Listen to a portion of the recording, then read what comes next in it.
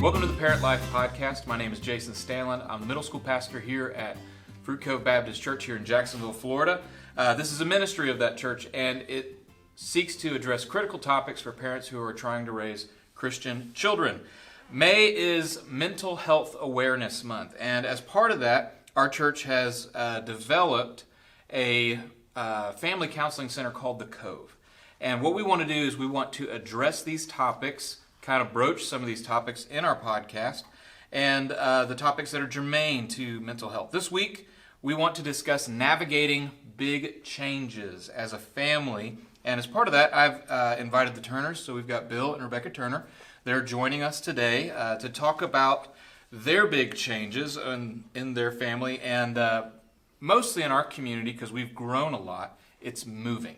That seems to be the big change.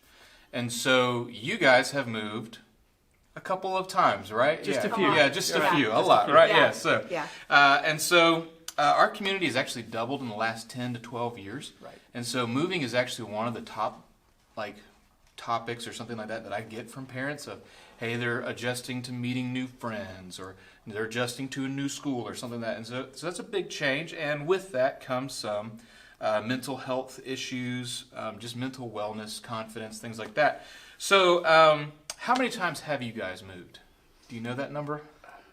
Officially? So we started Officially, right? I kind of moved, right. not really. from Mississippi to Tennessee to Alabama to Colorado, Oklahoma, and here. And here. Okay, Yes. so that was 6 times, right? Yes. Six Okay. major moves, right? 6 major moves. Okay, so real quick, did it get easier as your family matured? You had more kids, things like that, or did it get harder with moves? Much harder. Much harder. Okay. Would you say it's easier to move with little children or with teenagers? Little children. The little children you can just grab and go. Right. The big ones need... I just got a mental image of right, come on, let's go. Right? Right. The big ones take a little bit more input and a little bit more involvement. Okay. So tell us a little about some of your moves. Why did those moves become maybe progressively more difficult, more complicated? I know, some of the destinations and some of the experiences that you guys face, like certain challenges that we've talked about. Mm-hmm. Just tell us a little, brief story, a couple minutes about what that looked like. Yeah. So for us, right, we like to share things. So I would say all of them were faith-based moves. So we weren't looking for any of the moves. It was God leading us in different occasions, different circumstances. He used work as kind of the vehicle to do that. But the progression for us was, like Rebecca said, moving from those younger years to the older years, having to learn how to incorporate our willingness to go, along with educating the children enough so they had involvement, but also keeping them in the role of child and us following what God was telling us to do. So that presented its own series of challenges depending on what age they were and what was going on. I would say this past move was the hardest because the children were older. And Your oldest is about how old? 17 right now. And your youngest is about how old? 11. Okay, and we've got one in the middle, and she is? 14. 14. Okay, so Yeah, parents, hope you're queuing in on that, okay? Yeah, so we've been here 2.5 years now. Okay. And so I remember driving down the street in Oklahoma before we moved, and one of the daughters said, "Mama, you don't even seem like you're upset, that you're sad at all that we're leaving."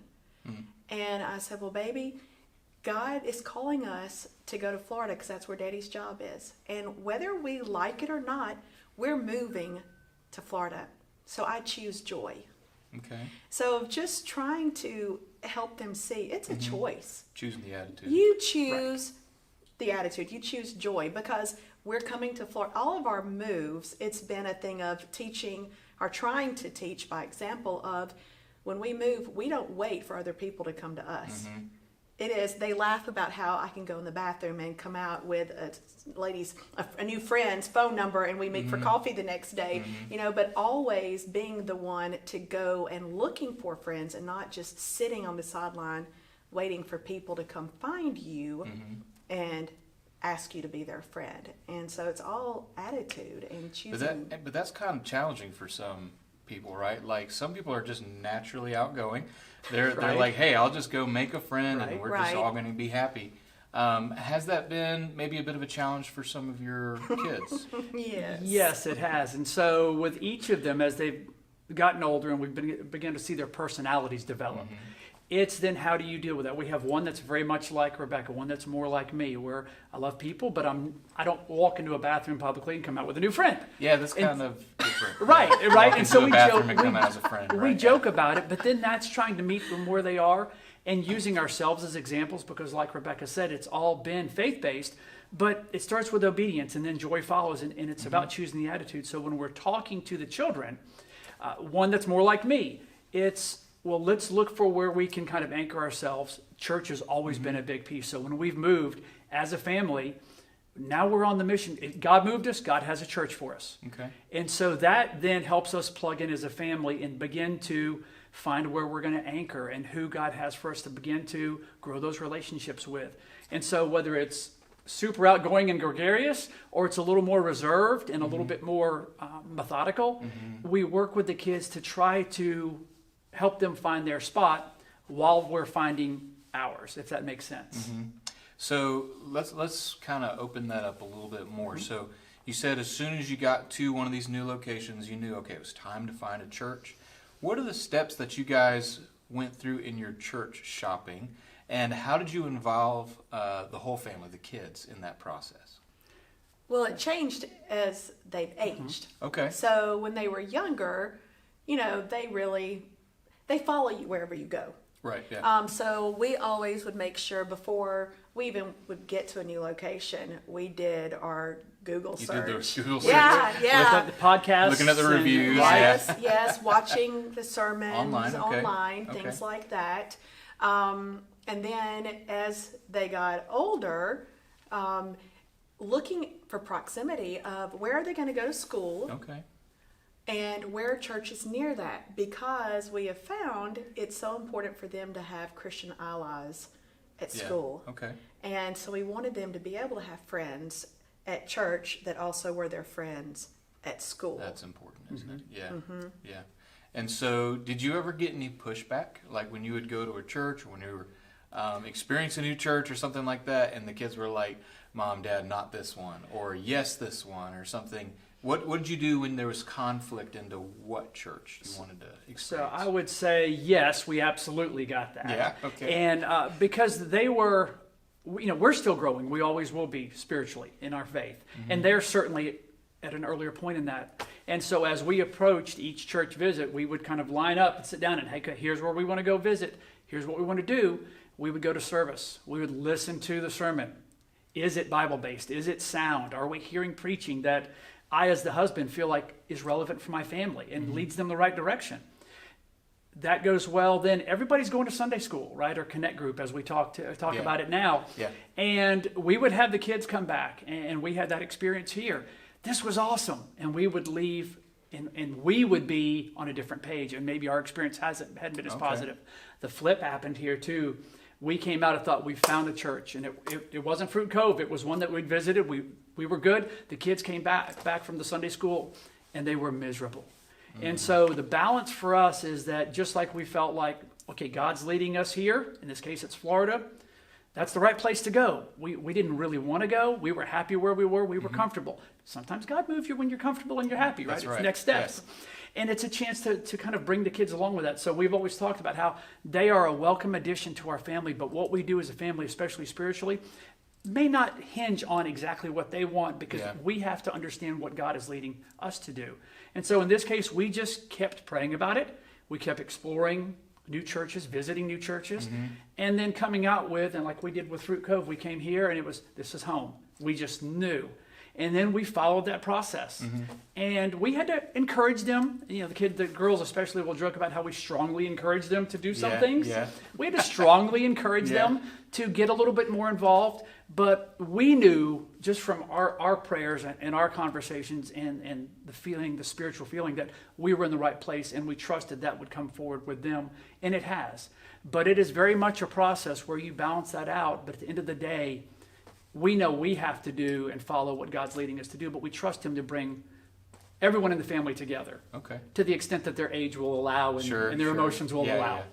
And there's always, it's never going to be perfect. No. Sometimes it takes time to develop that kind of relationship, not just with family, friends, and the church, right? Right. So, so then last thing, let's go over this because you guys did something that's pretty, I would say, counter to the culture of our community. You had the opportunity to move again for your career, and it probably would have been even a good step, and you chose not to. Yes. So tell us spiritually what was going on there, and then what kind of came out of that for your family a little bit, because I know you shared some of that with me as well. We did. I can touch on maybe the work piece, and I know you're better at speaking about the family piece. So when we found out COVID impacted, right, like so many people right now, that it was going to impact the company that I was with, and they were going to be divesting that division. I had the opportunity, because we had done well, for us to once again relocate to Georgia. And every time we haven't been seeking the moves, like I mentioned before, God has said, okay, it's time. And Rebecca and I were talking, we were praying through this. The offer would have been a step up financially. It would have certainly been a great career move for us. I was flattered that the company offered that. But we knew very clearly this time it wasn't the case. And that was difficult because I loved where I was. But it was very peaceful too. And like I said, it was counter to what folks expected me to say, expected us to do. But it wasn't the right thing. It wasn't the right thing. God wasn't leading it. We saw just wonderful things developing here with the family that we had been praying about and needed. And that gave us a peace about making that decision to say no this time. Okay. And Even if it meant not having a job. even if it meant having a job, which at the time it did. It's very scary. Right? At the time it did. That's a big step of faith. It really is. It was Yeah. huge when you have a household of 5 Right. that depend on you, a dad you've just moved here who's a senior, a married daughter and son-in-law that have moved here to be closer to the family. And so as the man, you look at that and go, I carry that burden, right? We have a tendency to do that, and we do as a husband and wife, but it just wasn't what God had for us. And we've leaned in every other time. This time it couldn't be different just because it was scarier. Yeah, just had to obey. And it was scary. Yeah, now it's turned out well, and so, praise God for that. But what are some of the things that came out of that for your family spiritually? Well, one thing, I don't know if it's really the spiritual part, but we have seen the children open up more and giving themselves the freedom to invest in relationships and make friends. Because in Oklahoma, we were there just 2 years.